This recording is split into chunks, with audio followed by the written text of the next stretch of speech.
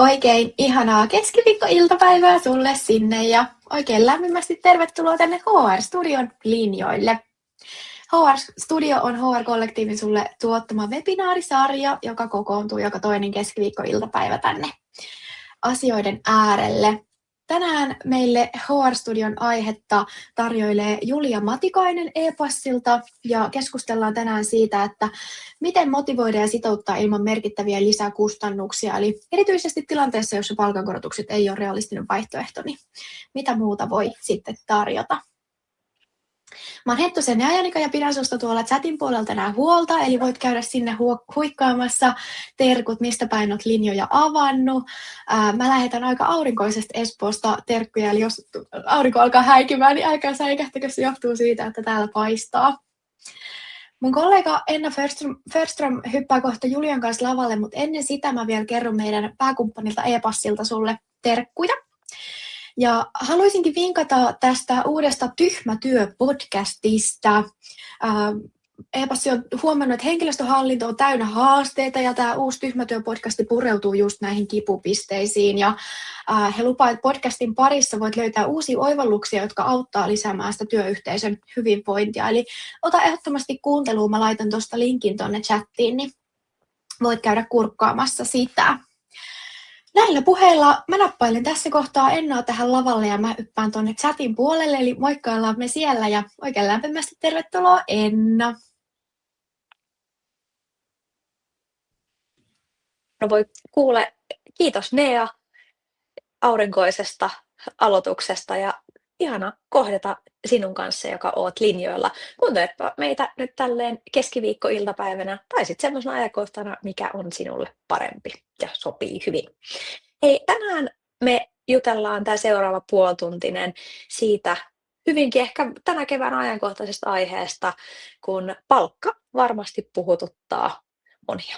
Eli silloin kun ollaan sellaisessa tilanteessa, että esihenkilöt on haastavissa palkkakeskusteluissa, niin mitkä voi olla keinoja siihen, että me saadaan sitä motivoituneisuutta ja sitoutuneisuutta lisättyä tilanteessa, joissa palkankorotus ei ole mahdollinen, koska ei se raha ole se, mitä sillä palkankorotuksella ja sillä pyynnöllä toivotaan, vaan se tunne arvostetuksi ja kuulluksi tulemisesta, niin ihanaa saada asiantuntijaksi tänään Julia Matikainen kertomaan ja avaamaan teille näkemyksiä siitä, että mitkä voisi olla niitä erilaisia palkitsemisen keinoja ihan sen rahapalkan lisäksi sitä sijasta.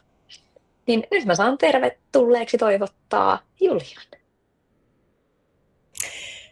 Hei kaikille! Oikein mahtavaa, ihanaa aurinkoista päivää teille. Ja olen tosiaan Julia Matikainen e-passilta. Toimin täällä Key Account Managerina ja nyt sain kiitos kutsun tulla keskustelemaan ehkä jopa vähän sellaisesta asiasta, mikä voi olla monelle suomalaiselle vaikeakin aihe kuin palkankorotukset.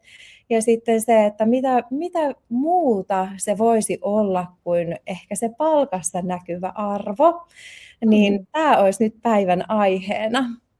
Yes. Ennen kuin me päästään Julia sua varsinaisesti tuohon puheenvuoroosi ja jakamaan näkemystäsi, niin mikä sulla on semmoinen henkilökohtainen ehkä etu tai edut, mitä sä tykkäät käyttää ja arvostat henkilökohtaisesti? Kiitos. Tämä oli ihana kysymys, koska just pohdin tuosta, että mikä voisi olla mulle läheinen etuus, niin mä näkisin sen, että tämmöinen hammashoitoetuus, mitä nyt saan hyödyntää tietenkin meidän e-passin kautta, ja sitten terveysetuus, ne on mulle ehkä sen tämänhetkiseen elämäntilanteeseen niin kaikkein parhaiten sopivat edut, mutta meillä on aika monipuolinen tarjonta, niin mä huomaan, että itse hyödynnän myös niin kuin kaikkiin etutyyppeihin, mutta nämä on ehkä ne kaksi, mitkä on mulle tärkeitä. Okei. Eli kiva kuulla, että vähän sieltä niin kuin lounareidenkin ympäriltä. Joo, kyllä. Niin, hyvä. Mutta hei, pidemmittä puheitta mä päästän sinut jakamaan asiantuntijuuttasi ja kertomaan neuvoja tähän kokonaisuuteen, niin ole hyvä Julia. Mahtava, kiitoksia. Hyvä. Me päästään suoraan aiheeseen, että mitä jos palkankorotus ei olekaan paras tapa palkita. Että onko meillä jotain muuta vaihtoehtoa siihen perinteiseen palkkaan ja siihen, mitä sitten työnantajat pystyisivät mahdollistamaan. Niin tämä ehkä, mitä meillä palkankorotuksen sitten jälkeen jää käteen, niin mennään suoraan tähän aiheeseen, että jos me saataisiin rahapalkkaa 100 € kuukaudessa lisää, mitä tämä tarkoittaa työntekijälle tai työnantajalle? Näyttäytyykö se samana arvona siellä työntekijälle? Mitä työnantaja joutuu sitten mahdollisesti siitä maksamaan? Niin työnantajan kuluissa toi 100 € näyttäytyy noin 130 €, koska siellä on nämä sivukustannukset myös mukana, jotka sitten nostaa tätä työnantajan lopullisia kustannuksia, ja palkasta jää sitten käteen enää vain pienempi osuus, mitä ehkä haluttaisiin tarjota. Ja työntekijälle se on noin 70 € kuukaudessa. Ja nämä on nyt esimerkkilukuja, mitä me ollaan haluttu havainnollistaa tähän, ja todelliset luvuthan totta kai vaihtelee sitten toimialoittain ja tietenkin työntekijöiden palkan prosentin mukaan sitten, mitä verotuksessa menee, ja yrityksen koon mukaan totta kai. Mutta mitä jos me tarjottaisiin sitten tämä palkankorotus niin etuina, että jos se olisikin palkankorotus normalisoituisi mahdollisesti muutamassa kuukaudessa sinne työntekijälle, niin se aika usein menee sinne arjen maksuihin tai johonkin sellaiseen, mitä ehkä työntekijä ei huomaakaan, mihin sitten sitä palkankorotusta käytetään. Mutta jos me annettaisikin se mahdollisesti tämmöisinä etuina, mitä meillä täällä e-passilla annetaan, niin silloin se muistuttaa siinä jokapäiväisessä työssä sitä työntekijää, siitä työnantajan välittämisestä. Eli tämä olisi niin kuin todella tärkeää, mitä me halutaan mahdollistaa sitten, että työnantajat pystyy työntekijöille tarjoamaan. Ja nämä voisivat olla esimerkiksi harrastukset, esimerkiksi kuntosalilla käynti, padelit, teatterit, hammashoito. Eli aina tulisi semmoinen pieni hiljainen muistutus siitä, miten työnantaja välittää siitä työntekijästä arjessa. Ja tietenkään lounasetua unohtamatta. Lounasetuhan on meille suomalaisille hyvin jo ehkä semmoinen tärkeä osa, mikä on tullut siihen etumaailmaan, ja se on monella jo käytössä, ja useat työnantajat ja työntekijät sitten hyödyntää sitä aina siinä päivittäisessä arjessa, ja ehkä tänä päivänä vielä enemmän kuin viime vuosina. Tätä ajatusta ehkä tukeekin sitten se, että suomalaiset arvostaa ihan tutkitusti työsuhde-etuja todella korkealle, ja me ollaan e-passilla tehty tämmöinen suuri henkilöstöetututkimus, jossa on käynyt ilmi, että 4/5 olisi valmis jopa vaihtamaan työpaikkaa, jos on paremmat etuudet tarjolla. Ja tässä tutkimuksessa nousi myös esille, että työntekijät arvostavat tätä etua enemmän kuin samassa suhteessa olevaa palkankorotusta. Ja nyt meillä on myös tulossa uusi henkilöstöetututkimus toukokuussa 2026, eli suosittelen pitämään korvat auki ja sitten mahdollisesti jo toukokuussa sitten lataamaan sen itselleen. Että se on hyvin, hyvin tärkeitä nostoja, mitä tutkimuksissa pystytään todentamaan. Ja varsinkin Z-sukupolvi arvostaa todella paljon etuuksia, mitä sitten eri lailla työnantajat pystyy tarjoamaan.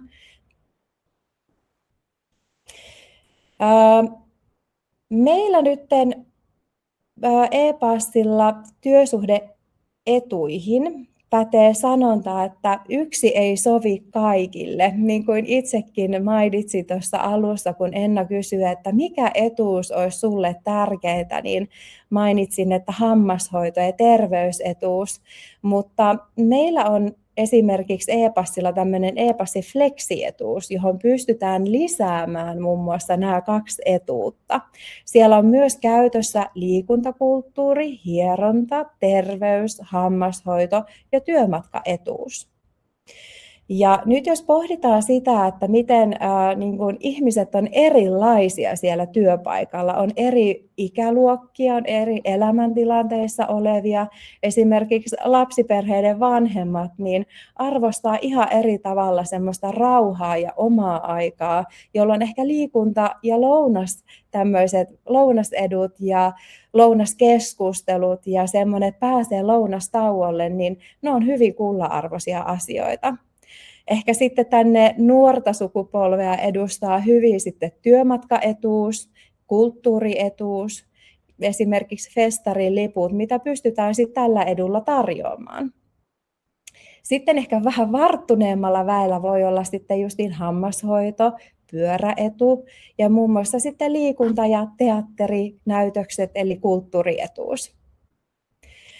Osalle varmaan tämä meidän flexietuus onkin tuttu ja sitten kaikkien näiden tarpeiden kautta niin työntekijä pystyy itsenäisesti päättämään, miten sitä edun arvoa käyttää näiden etujen sisällä.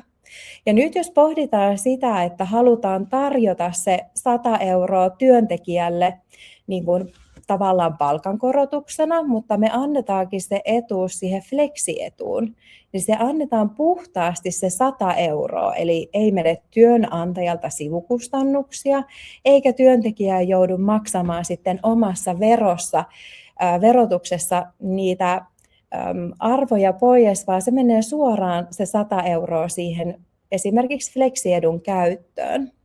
Eli tässä on tämmöinen karrikoitu laskelmaesimerkki, että jos perinteisesti ollaan totuttu, että annetaan 400 € arvoa näihin etuuksiin, niin se on semmoinen vanha tottuminen, tämä 400 € arvo, vaan meillä on täällä nyt tiedossa nyt myös teille ehkä muistutuksena, että liikuntakulttuuriedun maksimi on 400 € vuodessa, hierontaedussa on 400, terveysedussa 3000 €, hammashoidossa 3000 € ja työmatkustus on 3400 €, eli Flexiin voi antaa maksimissaan 10 200 € vuodessa.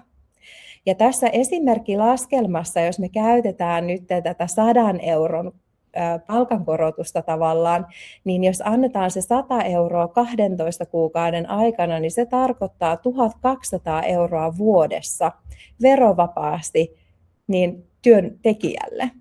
Eli tavallaan jos pohditaan, että on monta työntekijää ja heille kaikille halutaan antaa palkankorotusta, niin siitä syntyy sivukuluja, niin mitä jos ne sivukulutkin annetaankin etujen kautta, jolloin sitten se menee se puhtaasti se raha sinne työntekijän käyttöön. Ja jokainen työntekijä saa haluamallaan tavalla sitten valita, miten sitä etua käyttää.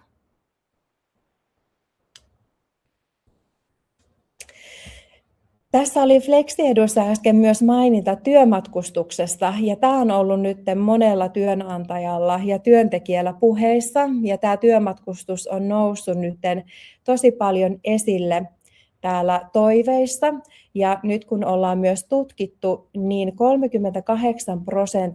pääkaupunkiseudulla työmatkoista kuljetaan joukkoliikenteellä. Eli se on tosi iso osuus siitä työntekijöiden arjen käytöstä. Eli moni haluaa hyödyntää bussiliikennettä ja junaliikennettä siihen omaan työmatkaan. Ja nyt se onkin todella suosittu tapa kulkea sinne töihin.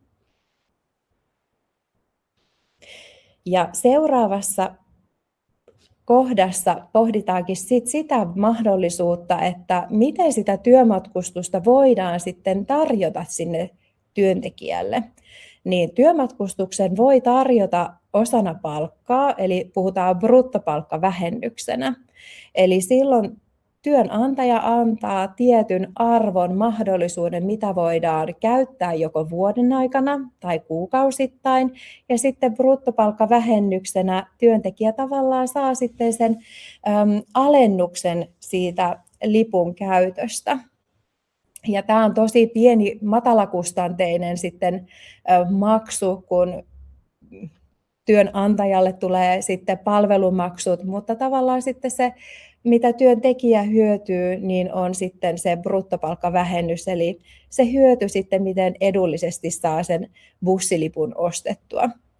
Toisena vaihtoehtona toki on se, että annetaan työmatkustusmahdollisuus erillisellä budjetilla, jolloin sitten työntekijä saa nauttia sitä edun arvoa sitten joka kuukausi tai vuosittain, ja työnantaja huolehtii sitten toki siitä kokonaiskustannuksesta. Kolmantena vaihtoehtona on, niin kuin tuossa aikaisemmin mainitsin, niin että Flexi-edussa on tämä työmatkustus myös mukana. Eli silloin, kun työntekijä saa sen oman edun arvon käyttöönsä, esimerkiksi sen 1 200 € vuodessa tai 100 € kuukaudessa, niin silloin toki työntekijä voi valita, että haluuko hän käyttää sen sinne työmatkustukseen, käyttääkö hän sen sinne hammashoitoon, vai mikä on hänelle tärkeää siinä arjessa. Yksi, mikä on hyvin huomiota nostattava asia, on se, että mitä omassa työssäni asiakkaiden kanssa on jutellut, ja yhdeltä tulikin hyvä aha-elämys siinä, että otetaanko se työmatkaetu käyttöön, koska me halutaan tukea, että työntekijä hyödyntäisi sitä sinne liikkumisen puolelle. Niin huomattiin, että toisaalta jos työmatkustuksen haluaa panostaa, niin se ei ole vaan sitä, että vaihdetaan kakkosauto siihen bussiin tai junaan, vaan se tuo niitä arjen askeleita myös sitten sinne omaan arkeen. Eli aikaisemmin, kun olet hypännyt auton kyytiin ja sillä ajellut töihin ja vielä mennyt parkkihallista hissillä ylös, niin mitä jos hyppäätkin bussilla, niin kävelet kotoa bussipysäkille, meet bussilla, kävelet sitten sieltä taas eteenpäin toimistolle ja hoidat vaikka asioita siinä matkalla, niin siinä tulee sitä arjen liikuntaa myös samalla. Ja tämä on myös hyvä sellainen muistutus, että se on hyvin isona osana myös tämmöistä niin kuin vihreätä ajattelua ja vastuullista ajattelua, että halutaan myös vähän tiputtaa ehkä sitä perinteistä autoilua vähemmälle, kun sitten olisi se työmatkustusmahdollisuus siellä rinnalla. Ja se myös tietenkin houkuttelee työntekijöitä tulemaan tänne toimistoille enemmän, kuin mahdollistetaan sitten se kodin ja työpaikan välinen kulkeminen.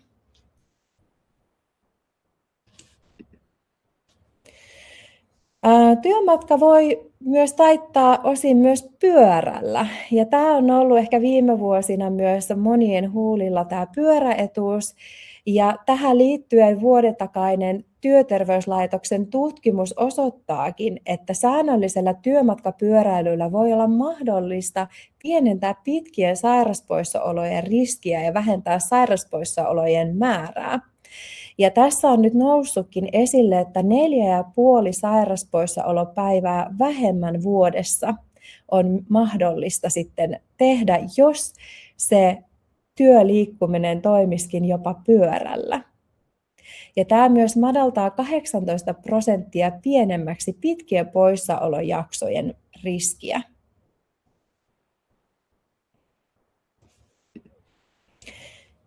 E-passilla ollaan paljon puhuttu pyöräedusta, ja nythän verovapaus lähtikin. Pyöräetua ei enää tarjota verovapaana, mutta me halutaan myös mahdollistaa jatkossa se pyörien hankkiminen meidän kautta. Ja monet työnantajat onkin jatkaneet edelleen pyöräedun mahdollistamista, ja uusia on myös tullut. Ja tämä on nyt kyllä sellainen asia ehkä, mitä monet ajattelee, että ei niitä pyöriä sieltä monia ehkä liiku niin kuin aikaisemmin. Se on aivan totta, mutta se mahdollisuus halutaan kuitenkin ylläpitää usean työnantajan toimesta, koska sitten se on myös se mahdollinen vaihtoehto niihin etujen lisäykseen ja sitten monipuolistamiseen siihen, että työntekijät voi valita, että mikä on se itselle tärkeä asia. Ja nyt e-passi on lanseeraamassa ja lanseerannut siis verkkokaupan, jossa työntekijät voi ostaa suoraan verkkokaupan kautta eri pyörätoimijoilta suoraan tehtaalta pyörät niin, että ne toimitetaan kotiovelle.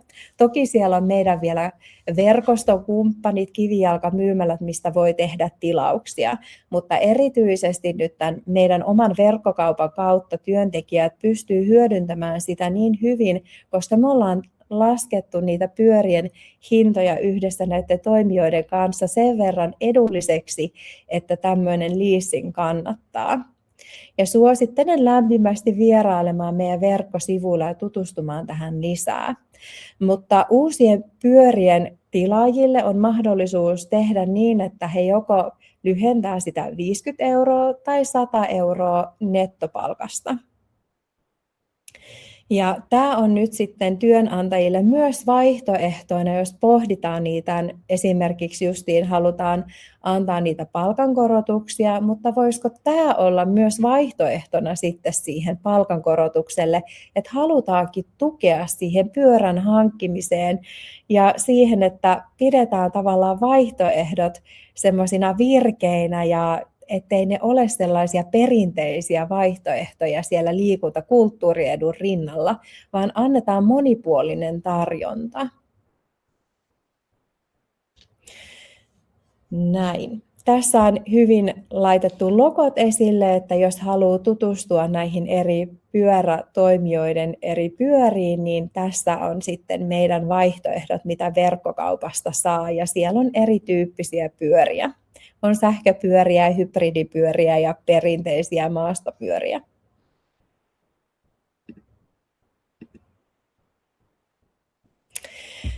Lounasedun aikana, työpäivän aikana palautumisesta on puhuttu myös hyvin paljon.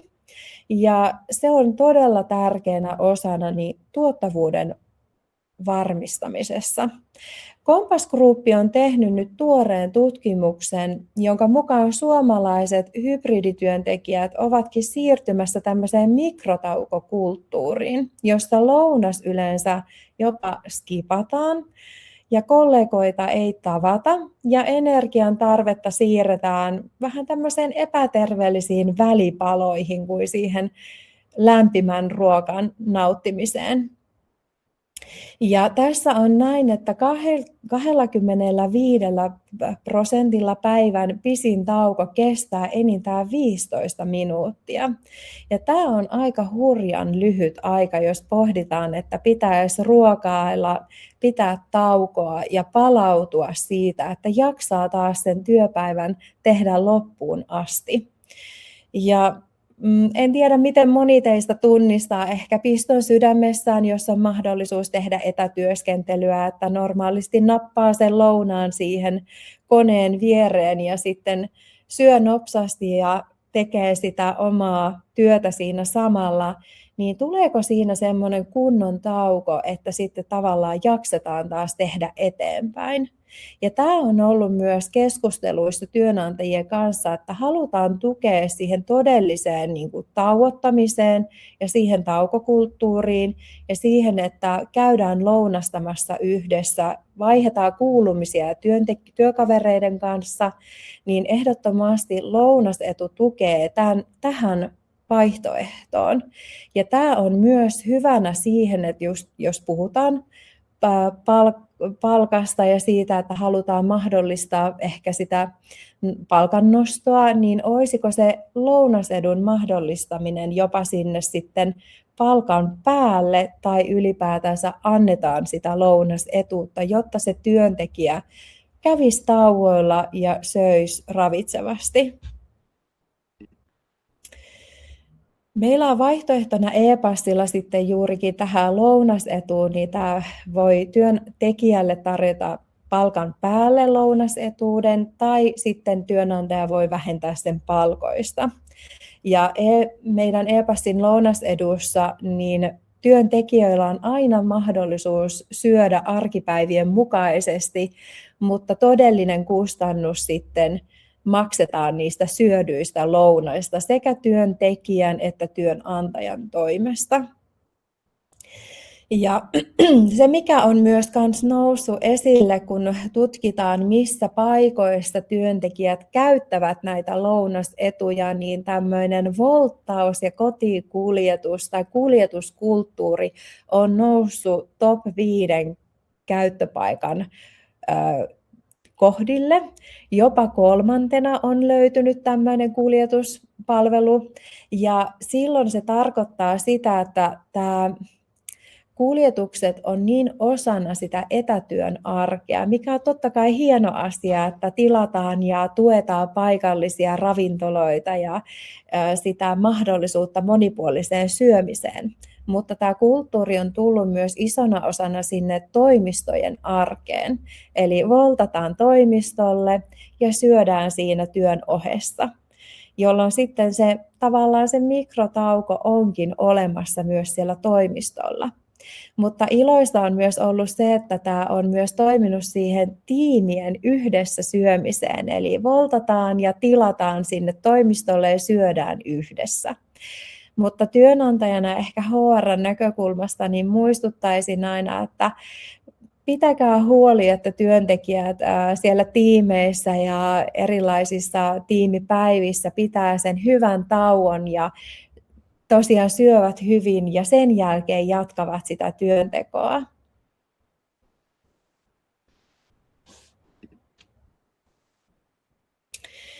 Arvokkaita etuja tässä kohtuullisella kustannuksella sitten on, ja tärkeää, mitä justiin nostettiin esille äsken, on tämä e-passin fleksietuus, työmatkaetuus, pyöräetuus ja lounasetuus. Ja tärkeintä ehkä näillä etupaketeilla on tuoda teille kaikille se tieto, että miten te erottaudutte siellä kilpailutilanteissa, kun te rekrytoitte työntekijöitä. Eli mitä nämä hakijat katsovat ennen sitä palkkaamista, miten tämä työnantajan mielikuva rakentuu näistä näkyvistä eduista. Tämä edut on ehkä helpompi jopa teidän markkinoida kuin tämä palkkahaarukka. Esimerkiksi, mä en tiedä, onko teillä rekrytoinnissa ollut, että meillä on kattava työterveys- ja hammashoito ja sitten plus henkilöstöedut ja kilpailukykyinen palkka.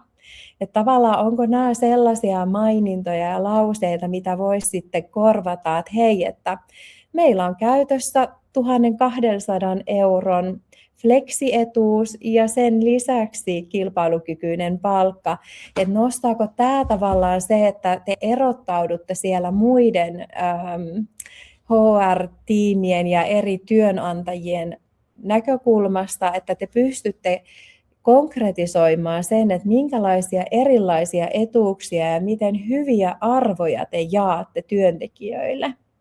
Ja uskon, että moni varmasti arvostaa siellä arjessa niin sitä, että he saavat heti käyttöönsä sen kokonaisarvon, esimerkiksi sen 1200 euroa, mikä siellä alussa oli keskustelussa, kuin se, että se näyttäytyy sitten 70 eurolla joka kuukausi. Kokeeko he lisäarvoa sillä, että hei, nyt tuntuu, että mä voin hankkia itselleni jotain, mihin ehkä ei normaalisti pystyiskään sitten mahdollistamaan. Tarkoittaen sitten esimerkiksi hammashoitoetuuksia tai muita terveyspalveluita, erikoislääkärikäyntejä, laboratoriotutkimuksia, osteopaattikäyntejä, fysioterapiakäyntejä, sellaisia tavallaan mielenkiinnon kohteita, jotka ei välttämättä siellä oman työterveyshuollon kautta heti mahdollista, mutta haluaisi tehdä jo semmoisen alkukartoituksen itselleen, että mikä se oman hyvinvoinnin tilanne on, niin tähän voi sen hyvin käyttää. Ja 3 syytä tässä aika hyvin nostettu, että miten me voidaan investoida etuihin palkankorotuksen sijaan, niin on tosiaan tämä kustannustehokkuus, enemmän vastinetta rahalle. Sitten on tämä sitoutuminen, palkankorotus unohtuu, hyvä etu muistuttaa joka päivä. Ja kilpailuetu juurikin, että miten erotut rekrytoinnissa ja sitten pidät kiinni näistä osaajista. Eli kehität sitä etupakettia yhdessä sitten e-passi ammattilaisen kanssa, että mitä me voidaan tarjota, miten me voidaan nostaa meidän edunkäyttöä korkeammalle tasolle, mitä muut tarjoaa, mitä me voimme tehdä muutoksia tähän etuuteen. Sitä me pyritään tarjoamaan teille eri HR-asiantuntijoille sitten täällä yhteistyössä meidän kanssa. Kiitoksia kaikille. Toivottavasti saitte jotain uutta itsellenne ja olkaa toki minuun yhteydessä, jos nousee kysymyksiä. Ihanaa. Kiitos paljon Julia. Oli oikein hyvä tykitys. Meillä alkaa kello näyttää semmoista, että mä huikkailen, mitä pari viikon päästä tapahtuu HR-studiossa. Eli silloin keskustellaan siitä, että miten rakennetaan Suomen parhaita työpaikkoja. Meille tulee keissi toimialalta, jossa henkilöstö työskentelee itsenäisesti, hajautuneesti ja usein ilman päivittäistä esihenkilökontaktia.